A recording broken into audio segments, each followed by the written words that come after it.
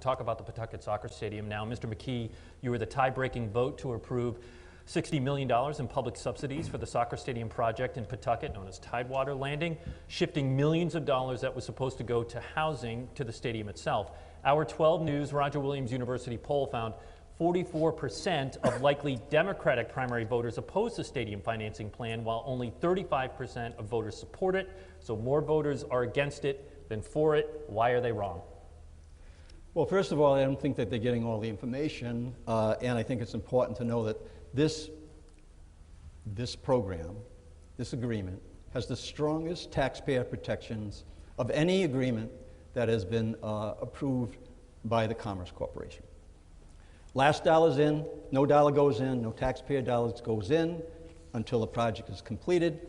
And we're also evaluating supply chain costs right now. I believe the cost of that project is going to come down. We'll find out when we get through negotiations. If it does, the taxpayers will be protected there. It's a 30-year agreement as well. The Tidewater project, and I'm not going to walk away from Pawtucket. The Tidewater project is consistent with our economic plan, investing monies in fisheries in Galilee, investing in Quonset, $63 million there in the offshore wind and the import-export. But we're talking about Pawtucket and not the other areas, and your own consultants show that this project will not come close to paying for itself. It won't make the bond payments. Well, first of all, the payments are going to be made because of the legislation that was passed in 2019 that covers, Pawtucket made the call that this is a project that they wanted, and I'm supporting that.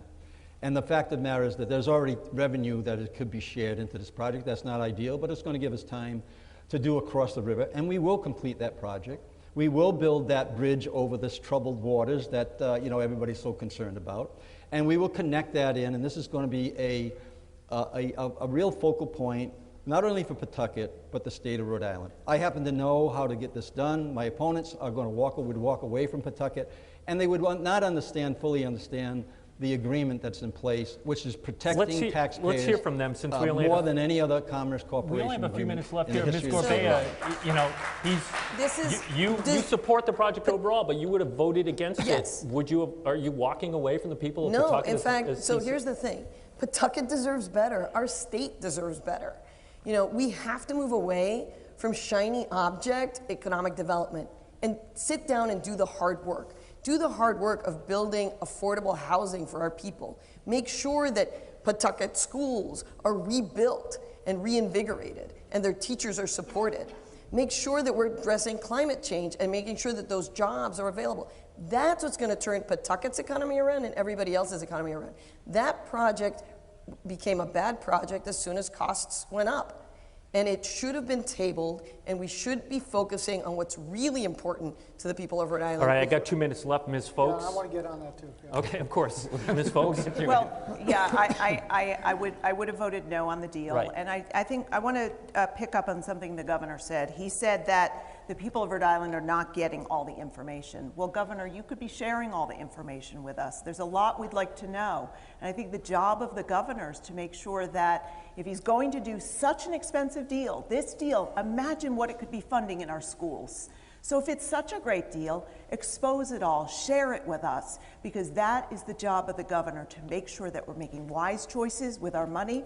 We are building the most expensive USL soccer stadium in this country. 10,000 seats and a lot of inattention to detail. And I call on the governor to just be more transparent, because if it's such a great deal, you wouldn't be hiding all the information. Mr. Brown, 1 minute.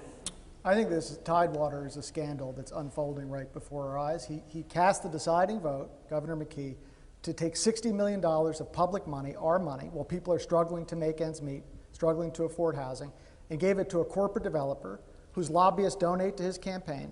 And then it came to light after the vote that all along he had a report that showed, you all discovered this, that showed that this deal is going to lose the state tens of millions of dollars. He has left Pawtucket in a terrible situation. And the question still in my mind is, Governor McKee, did you show Mayor Grebian and the Pawtucket City Council the report that you had that showed that this deal wasn't going to work, that it was going to lose money? I have 20 seconds to give, and I'll give it to you. 20 seconds for that. But the taxpayers are protected on this project. We're going to move forward. and it's going to work, and it's consistent with what I've done, investments in Quonset, in Galilee, in East Providence, in Superman Building, in the Convention Center. In the State House, $47 million to repair the State House. We are going to keep people working, and we're going to invest it in a way that helps our economy All right. grow. No, the Now- people of Pawtucket We have to go to closing statements now.